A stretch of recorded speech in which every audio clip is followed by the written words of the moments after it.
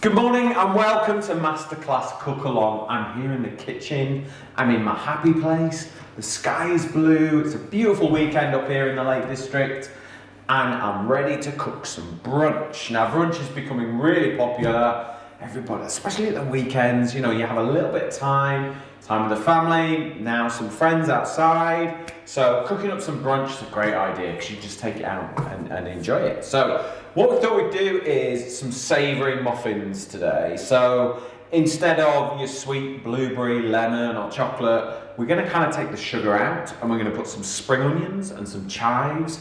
And then, I don't know about you, but at the weekends we tend to kind of enjoy like bread and cheese and all that sort of thing. And we always end up with loads of bits of cheese like that. Same for you, Emily?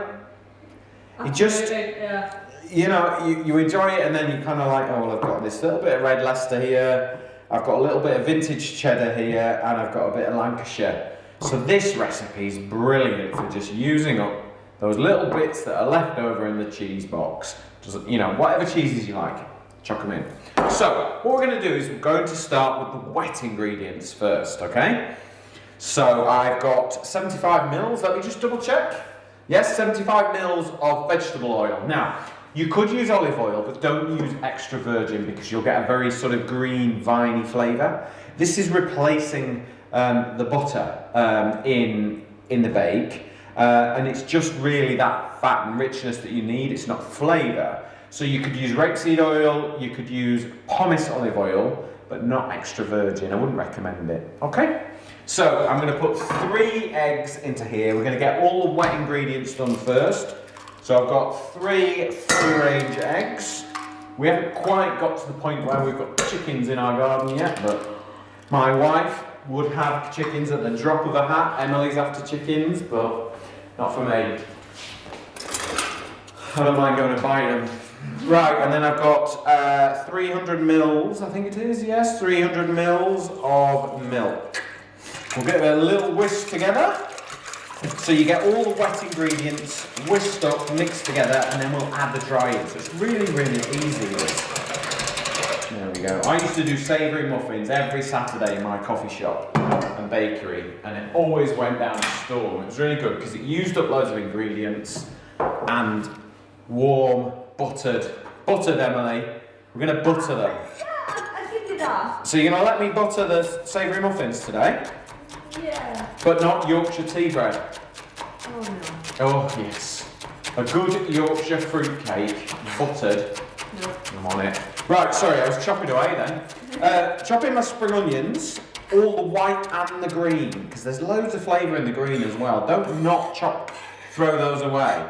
So we'll move those to one side and then... If you don't have spring onions, can you use a white or a red? Yeah, you might need to just cook, maybe red if you really finely chop them, because they don't really get much time to cook. And if you didn't have spring onions, here's one for you, where is it? I've got it over here somewhere. Most people have dried onion powder in the spice cupboard from 1985. No. Use some dried onion granules if you want to. So that's a really good option. Yeah, so, but chives, I mean, if you've got loads of chives in the garden, just chuck loads and loads of chives in. Chives are the smallest member of the onion family. So it gives you that sort of savoury flavour, and that nice sort of rounded savouriness. So we'll just chop all these up together and put them in, but you could do Italian ones, you could do like basil and parsley and things like that. You could do Mexican ones actually, they'd be quite cool. You could do like spring onion, coriander, chili and cheese. They would all work really well together. Maybe we'll do those next time. So, we've got our chives and our spring onion. Now, let's just grate all this cheese. I love cheese. Yeah, I know. Cheese is my friend. Really, you cannot beat a really, really stinkingly strong cheddar. Do you think? Yeah. Blue cheese I want to like, but I'm struggling to like blue cheese, and I'm quite embarrassed to say that because I feel like as a chef I should like blue cheese, but I don't, and I wish I did. Can we just move that bowl out of the way so we can see you going? Yeah, of course. Let me swap that over to there. So I'm just using up the cheese box. So I've got a bit of Lancashire, a bit of red Leicester, and a bit of cheddar. Does it have to be a hard cheese or? Well, you got to grate it really. Yeah. You couldn't put a smooth cheese. You could put Parmesan in there. Ooh. You could put grated mozzarella, but probably not fresh because the fresh mozzarella balls are really wet, soft cheese, and it's too wet really. But you know, just good cheddars, good cheeses. In there you go, like so. Maybe a Wensleydale, you could go for a bit. What is your ultimate favourite cheese? My ultimate favourite cheese is Montgomery's cheddar from Somerset. The original, cave-aged, really strong. I actually, I did an event in Nantwich, is where the International Cheese Show is, and I got to taste, I think it was a 6-year-old cheddar. Oh, it was like, we were there as an event with a cheese manufacturer, probably the biggest cathedral cheese that you might have seen. There you go, I haven't mentioned them quite. But in the UK, they are massive. And I was there for a corporate event. And instead of a cheese board, they just stuck this massive, big 5 or 6 year piece of vintage cheddar that they'd found at the back of the aging cupboard or whatever. Not a cupboard, but... And it was amazing. I've never tasted a cheddar like it. It was so good. Anyway, I digress. So we've got our cheese, our spring onions in here, our chives, and then we've got our eggs, we've got our oil, and we've got our milk. That is all our wet ingredients, okay? Apart from one thing I forgot. Optional, mustard. I like a bit of mustard in mine. Dijon mustard, yeah? Yeah. You could put whole grain in, you could put English in if you want.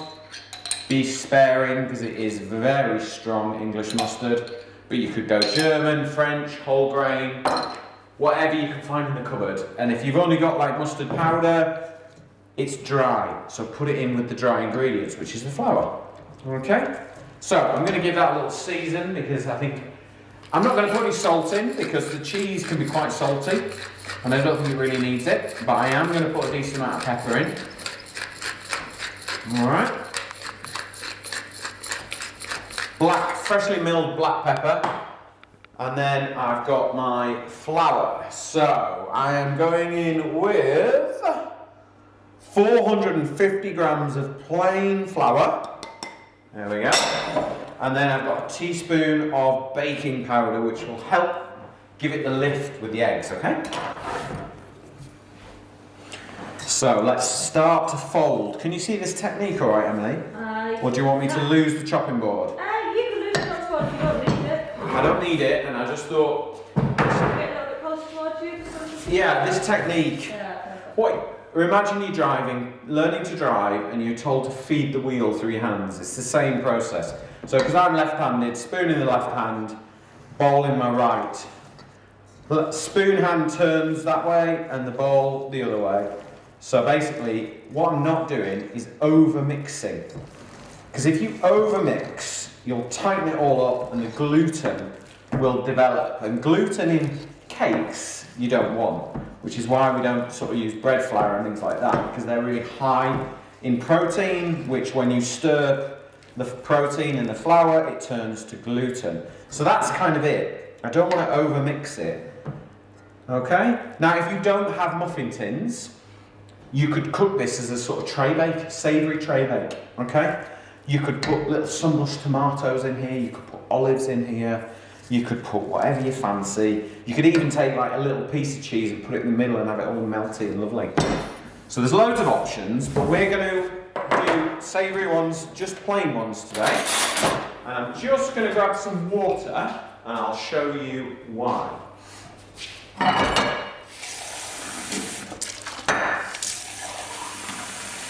Okay, so got a spoon in a jug of water, okay? So a wet spoon, and then just take your mix and pop it in, and it just comes off the spoon so much easier. You could use an ice cream scoop if you want, that works really well.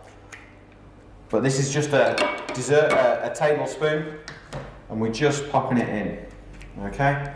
And remember, with muffins, you want to overfill them. You want them to sort of burst and grow over the top of the muffin cases. So don't make them too small. Would you prefer these hot waffles? I like them toasted.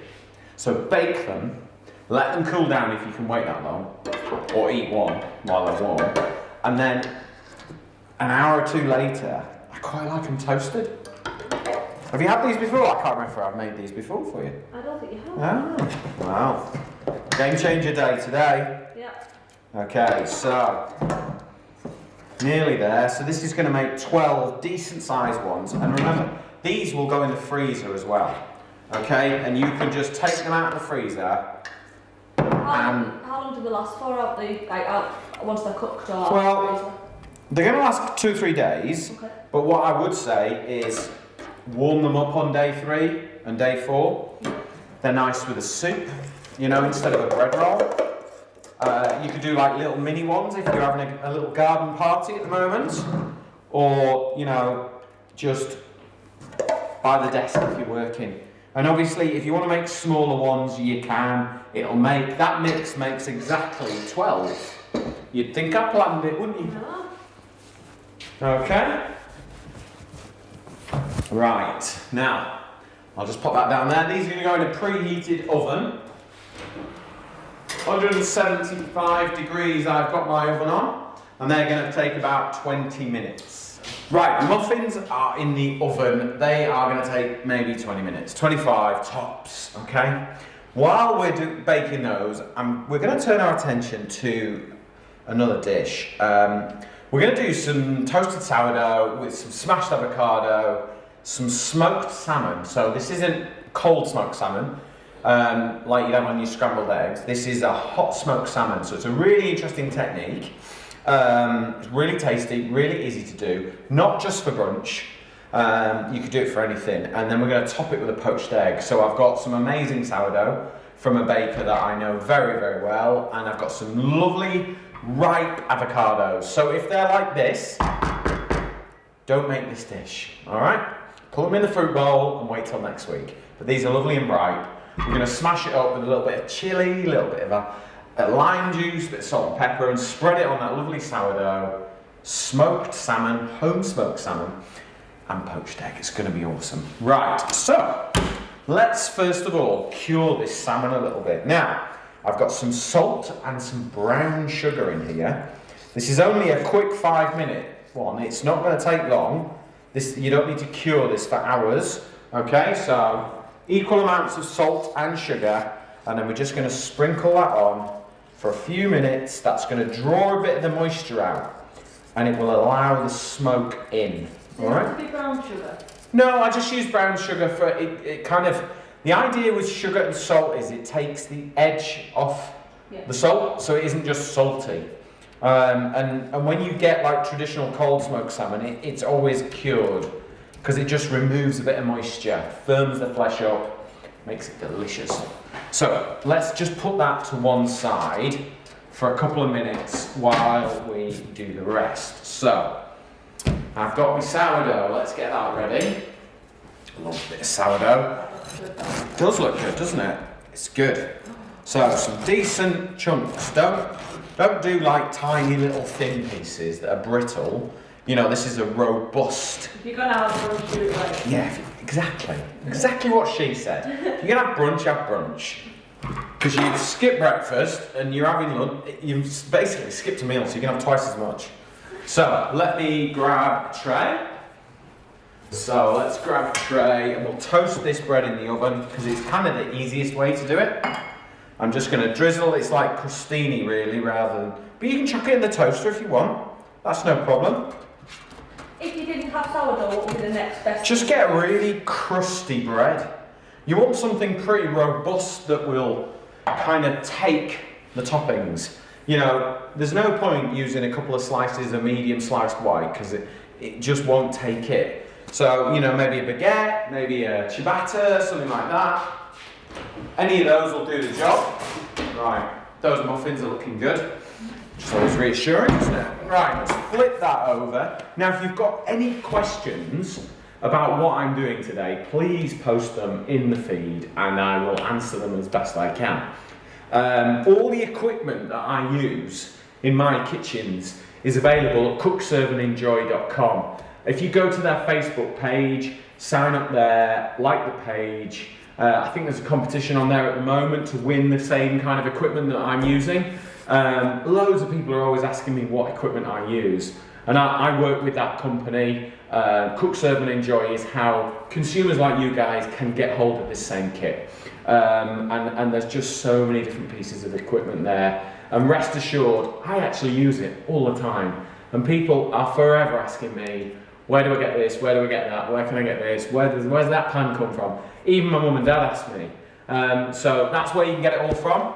And there's loads of stuff out there. But please, if you're not sure about anything, just post a question in the feed and I'll be on it like that. Okay, so got a pan of water on the boil there.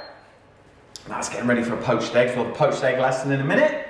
Let's do avocado. Now, Emily doesn't like avocado, do you? No, not your favourite. So, what can we do? What can we do?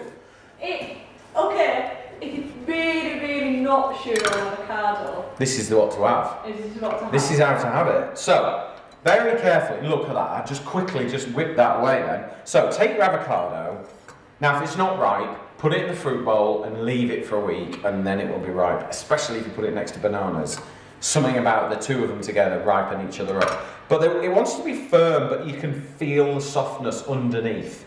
And in this country, in the UK, we're not blessed with the climate where we would have our own avocados. So sometimes they're rock hard and sometimes they're not. But just cut it until it hits the stone and then just roll your knife. Do you see how I'm doing that? You see that all right, Emily? I can. Just roll the knife around the stone and look, there you go. Falls apart. Take your knife and just do this. Twist. That's it. I'll show you again. Take your knife and just tap it against the stone. Twist. There you go. Easy as. Not sure what I'm going to do with those stones, but... Right, let's scoop the avocado out. So I've got this mega pestle and mortar here. This is one of my favourite things in the kitchen. Love this thing. Just run it round the skin and scoop it. Look, and there you go. Dead easy. When they're ripe, they're easy. When they're underripe, it's a nightmare. And is that why you use the more ripe? Well, they taste better. They've got a lovely soft texture when they're ripe. We're just impatient in the UK. It's a bit like mangoes. It's like potluck, isn't it, when you get a mango? Especially when you order them online. Just while you're doing avocados, Pete, what's your take on, like, avocado ice cream seems to be a quite big thing. Yeah, well, it's about texture. Avocado, they're using it as sort of a rich, dense texture. You imagine clotted cream or something like that, yeah? It's kind of similar. It's that rich, thick, unctuous texture. Yeah. And then you blend that with like melted chocolate and some stock syrup, which is sugar and water, and you end up with you end up with a really nice chocolate sorbet. Saw Jamie Oliver the other day. Shouldn't be promoting him, but making avocado pastry. Yeah. So he's using the avocado as a fat replacement, and as long as you're quite happy with green pastry. Quite a clever way, like, you know, there's lots of ways you can use it instead of conventional ways. And it's incredibly good for you. Yeah. Chucking it in smoothies, if you're not into the texture, you know, throw it into a smoothie with some bananas and bits and bobs and, you know, you're off. So I'm just going to take the zest off, because that's going to kind of counter the richness. And then I want the lime juice in there. So we're going to squeeze the lime, and that'll do two things. It'll stop it oxidising and going black while we're waiting for the salmon, and it will just give it a real zing. All right? Can you use lemons if you don't have limes? You can. Yeah, of course you can. Lime works better. Yeah. But yeah, I mean, the acidity that you want to stop it going black. It's one less gin and tonic of the weekend if you use a lemon. Yeah. Absolutely. So, one small red chilli. Alright, and this is optional. If you don't like spicy food, leave the chilli out. Chili flakes? You can put chilli flakes in if you want. I have a real thing about chilli powder. I do not like chilli powder. It's just really harsh and aggressive. So, in with our red chilli. You just move that person more out of the way? Yeah. Just so it's near where the bin. Right, let's get rid of that. Let's have a little tidy up. And then we're just going to start to smash it up. You see that right? If you don't have a big pestle and mortar like this, stick it in a food processor or use a fork in a bowl and just squash it. That's it. You see how quickly it now becomes a kind of spreadable texture. It's going to be delish. Right, let's go back to salmon. You're intrigued by this one, aren't you? Yeah. Okay, so can you see the texture on there, Emily? It's just starting to remove the moisture. It's osmosis. It's firming up the texture, and it just means that I can get some smoke flavour in there. So I'm just going to rinse them under the tap really quickly. That's it. That less, you know, literally just a rinse is enough. Okay, so what I'm going to do is get some foil ready. I'm going to pop the foil under there. So I'm going to take my rosemary. I've got this on like a cooling tray, okay? And I'm going to take my blowtorch. If you haven't got a blowtorch, use a lighter or use the hob and just set fire to your rosemary. Alright, we want to create some smoke. Can you see that little bit there, Emily, that's just starting to... Yeah. We want to try and capture that.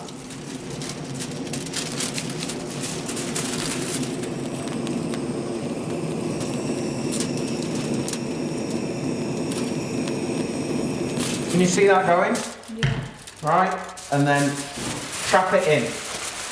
And once we've got that smoke trapped in, we can now just cook our salmon for 10 minutes in the smoke and it's done. There we go. That's it. Easy, wasn't it? You can smell it. Yeah. So, I mean, you could use oak if you've got it, but let's be honest, everyone's got rosemary in the garden probably, or you can get hold of rosemary really easily.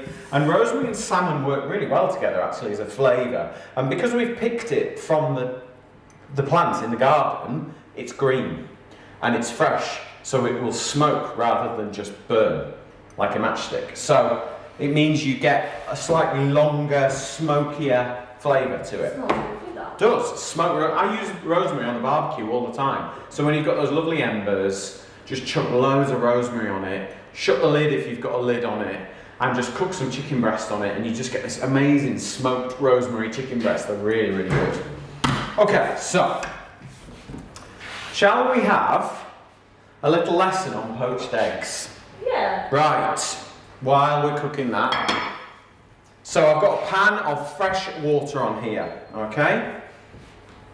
Let's have a little wipe there. Poached eggs is always one that people... Poached eggs are a must. If you're going into a kitchen, it's a life skill. You know, my little ones will learn how to poach eggs themselves. I have had job interviews in Michelin star restaurants based on poached eggs. There's nowhere to hide with a poached egg. You've got to get it right. And as a cook, if you can discipline yourself to just poach an egg beautifully, the rest of it will all fit into place. So, I've got my non-stick cast aluminium pan on here. It's the smaller one. I've got fresh water and I'm going to put a little bit of vinegar in. Now, I'm using a bit of cider vinegar. You could use white vinegar, you could use red wine vinegar if you want. Don't use balsamic and don't use malt vinegar because they'll turn your eggs a bit brown and murky. But you just want a little, I like a little splash in there, okay? And that's it. And can you see, Emily, it's not really boiling. Yeah. Yeah, it's simmering. Now, a little coffee cup, all right? And let's put our egg in there. And I'll show you why, okay? So let's grab a spoon. I've got 2 spoons for this job. I've got one, and I've got a holy spoon. All right? So, what I'm going to do is just turn it up a little bit. I want it to boil, and then I'm going to turn the heat right down, because the idea when you poach an egg is it's not boiling in water. It's not cooking in boiling water. It's like a nice hot Sunday evening bath. It just needs to sit and relax. And in 5 minutes, it will be perfectly poached. Emily thinks I'm bonkers when I say that. She's not a bath fan. Right, it's boiling. Okay, can you see that, Emily? Yeah. Yeah, so I'm going to turn it once, twice. That's it. Take my cup. Imagine you're releasing a goldfish that you've won at the fair, okay? So, put it in, put the cup in, let a bit of water in. As the water comes in, tilt the cup and release the egg. Do you see that? Perfect. There you go. Do you see how it's like, it's just sitting now in its own white? The white is just enrobed around the yolk. It's just sat there. I've got this on number 6 out of 9, okay? So I'm now going to turn it down to number 4. Right down. I don't want it to come to a boil at all, okay? How many poached eggs do you think you've made in your lifetime, Pete? So many poached eggs. So many. Poached eggs, on a Saturday and a Sunday morning in the cafe, we used to fly through poached eggs. And a tip for you, if you've got a big gathering in the days when we soon, hopefully, we'll have lots of people around, we'll have, for brunch and things like that, my top tip is get all your eggs done in advance, undercook them and put them in a big bowl of ice cold water. But don't try and poach like 3 or 4 eggs at a time. 2 maximum, okay? If you've got the time, just poach 1, pop it in, do the next one, do the next one. And after about 3 or 4, change your water because it gets a little bit murky and it's best. I think poached eggs are a beautiful thing when done right. Horrendous when they're done wrong. When they're like this and rubbery and they bounce off the walls. Not good. However, how many poached eggs have I done? Thousands and thousands and thousands in my time. Too many to count. Too many to count, but I still love them. Love poached eggs on toast for breakfast. Right, salmon is ready. Just grab the toast now. So let's just pop those 2 on there. Pop this over here. And then the salmon. Now let's have a quick look at the salmon. Whoa, look at that. Smell that, Emily. Smells amazing. That smells good. Right, so, I'm getting excited now. Okay, so, avocado. Let's just pop this on here. So let's spread that there. And just kind of make a little dip in the middle so that we can start to put some ingredients on. You want to kind of wait until everything's ready before you do this. Okay, because you kind of want that cool, lovely smashed avocado on one. Where's the best place to do this, Emily? On the chopping board. You want the chopping board, do you? Please, Okay, that's absolutely fine. I'm going to pop that on there. Now, let's have a look at this salmon. Can you see the salmon there?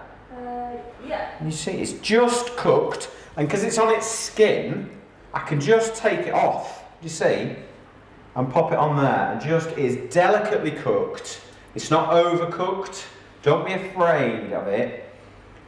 You don't want to overcook this salmon and it'll just destroy it, okay? There we go. I am going to finish this with a tiny little bit of really good extra virgin olive oil. This is actually a Tuscan one, so it's got quite a viney flavour on it. So it really kind of tastes green, if you know what I mean. Yeah.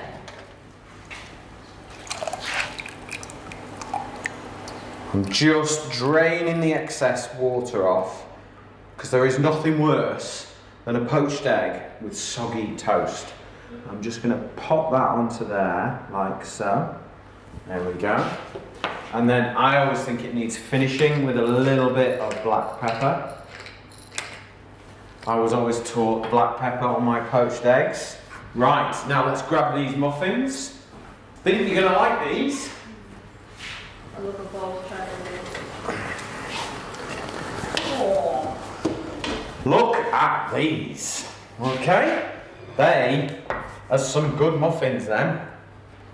So they bloomed up because we filled them nicely. Look at those. Can you see that plate there, Emily? I can. So let's pop them on there. Oh. I'm definitely going to butter one of these. Do you know what, Pete? I think I might too. I mean, they are a little bready as well, to be honest. They're not just, you know, once you get past the name of a muffin, do you know what I mean? It's like, it's an alternative to a bread roll. But you can kind of play with the flavours and you can kind of do what you like. But there you go, look. There are my 2 brunch recipes for you. We have got toasted sourdough there with smashed avocado, home smoked salmon with rosemary, and a beautiful free-range poached egg. And we've got our lovely spring onion, chive and cheddar cheese muffins. The perfect brunch. If you want the recipes, go to masterclass.co and you will find them there. You'll also find them on cookserveandenjoy.com. All the equipment that I use in my kitchen is available there. Thank you very much. I hope you have an amazing weekend. We're going off to enjoy these.